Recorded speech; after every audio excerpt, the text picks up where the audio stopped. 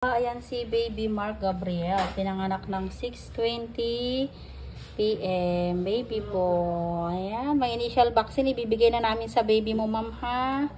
Ayan, cute ng baby nila, oh. Super cute, no? Super cute. Ayan. So, lahat naman yun, ma'am, ibibigay kay baby mo. Yung Hepa B, Vitamin K at eye ointment sa mata, no? Ayun po yung mga initial vaccine. Isusulat din namin sa baby book ni baby mo, ha?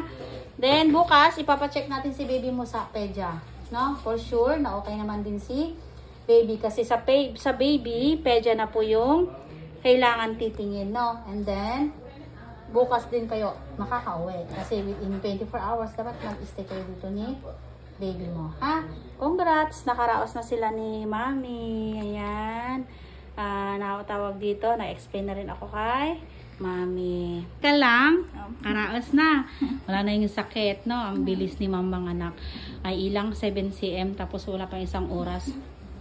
Ayan na, ang bilis. Yan. So, ma'am, dito ka mag-stay within 24 hours kasama si baby mo, no? Then, obserbahan mo, ha? Kasi kahit nakaraos ka na, may mga danger signs ka pa rin na kailangan na bantayan sa sarili mo.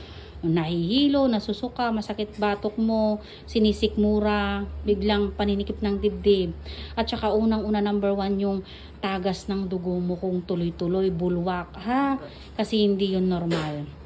Then, ang follow-up check-up mo dito sa amin after 1 week. May problema o wala, babalik ka sa amin for follow-up check-up kasama si baby mo, no?